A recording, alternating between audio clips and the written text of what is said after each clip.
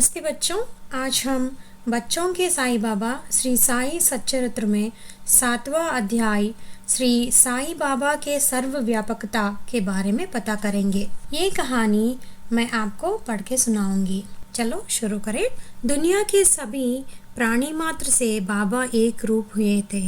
भक्ति से किसी भी प्राणी की मन या ध्यान से की हुई सेवा बाबा के पास पहुंचती थी। शिरडी में आई हुई एक महिला थाली में रोटी लेकर श्री बाबा के अर्पण करने के लिए निकली। इतने में रास्ते में एक कुत्ता ऐसे भाव से कि भूखा है उसके पास आया। उस महिला ने वह रोटी उस कुत्ते को दी। वह फिर वापस लौटी और वह अपने लिए रखी हुई रोटी तस्तरी में लेकर बाबा को अर्पण करने के लिए निकली।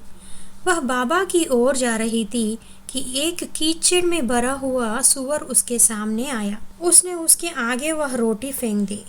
बाद में उसके ध्यान में आया कि बाबा के लिए लाई हुई रोटियां दोनों बार अंतःप्रेरण से कुत्ते को और सूअर को दे दी और अब अपने पास बाबा को देने के लिए कुछ भी बाकी नहीं रहा। इसीलिए उसने बाबा के पास जाकर मन ही मन क्षमा की याचना की। कुछ देर बाद वह बाबा के सामने जा बैठी। तब बाबा बोले, माँ जी, आज तूने जो भोजन मुझे दे दिया उससे मेरा पेट सचमुच भर गया है और तृप्ति से मैंने इकार ली है। इस बात का अर्थ उस महिला के समझ में नहीं आया। उसे लगा कि आज मैं बाबा के लिए भोजन नहीं लाई और खाली हाथ आने के कारण बाबा उपहास से बोलकर उसे लज्जित कर रहे हैं। इस कारण जरा नाराज होकर वो बोली, बाबा, आज मेरे पास रोटी बाकी ना रही तो मैं तुम्हारे लिए खाना कैसे लाऊं? बाबा बोले, माँ जी, आज तूने कुत्ते को और सूअर को जो रोटियां खिलाई है वे मुझे ही मिली, क्योंकि मैं प्राणियों में बसा हूँ। संक्षेप में बाबा के अलौकिक शक्ति के कारण ही उन्हें समस्त दुनिया का ज्ञान हुआ था। एक बार एक भक्त बाबा के सामने बैठा था। इतने में एक छिपकली ने आवाज की। भक्त ने पूछा, बाबा, इस छिपकली के आवाज का अर्थ क्या है? कुछ अशुभ होने वाला है? बाबा बोले, अरे इसमें अशुभ कुछ भी नहीं है। इस छिपकली की बहन आज औरंगाबाद से उसे मिलने के लिए आने वाली है, इसीलिए आनंद से वो चिल्ला रही है। सबको ऐसा लगा कि बाबा कुछ विनोद ढंग से बोल रहे हैं।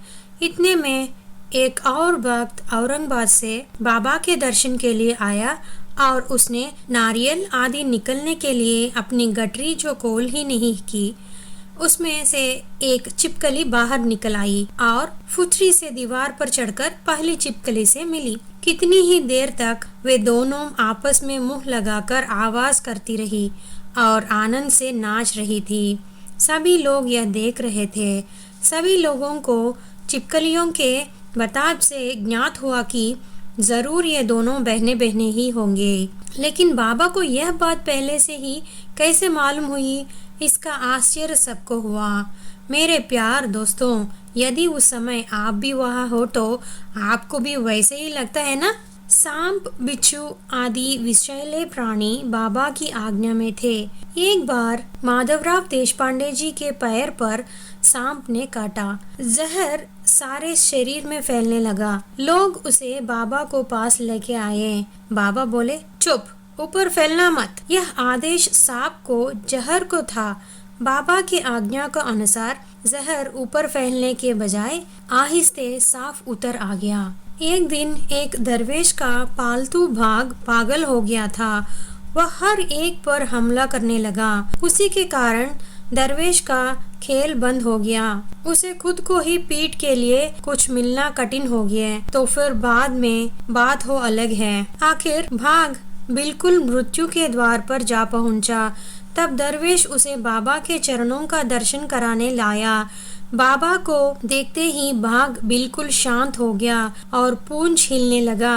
भाग के गले में जंजीर थी। बाबा ने उसे छोड़ देने के लिए कहा। मुक्त होने के बाद वह बाबा के सामने आया। उसने आगे के 2 पांव बाबा के सामने फैलाए और बाबा उसके शरीर पर प्रेम से हाथ फिराने लगे। बस वैसे ही स्थिति में फर्श पर माथा रखकर वंदन के समान भाग ने देह त्याग किया। बाबा बोले, यह बाघ शिवभक्त है, वह कैलाश लोक सिधार गया। अब उसकी लाश शंकर जी के मंदिर के सामने नदी के पास में गाड़ दो। बाबा के इस कथानुसार भाग को गाड़ दिया गया। वहाँ उसकी समाधि आज है। अगर आप शिरडी में बाबा के दर्शन करने जाते हो ना, जरूर ये भी देख लेना। इस कहानियों से 7वां अध्याय समाप्त हो गए। ओम श्री साई नाथाय नमः।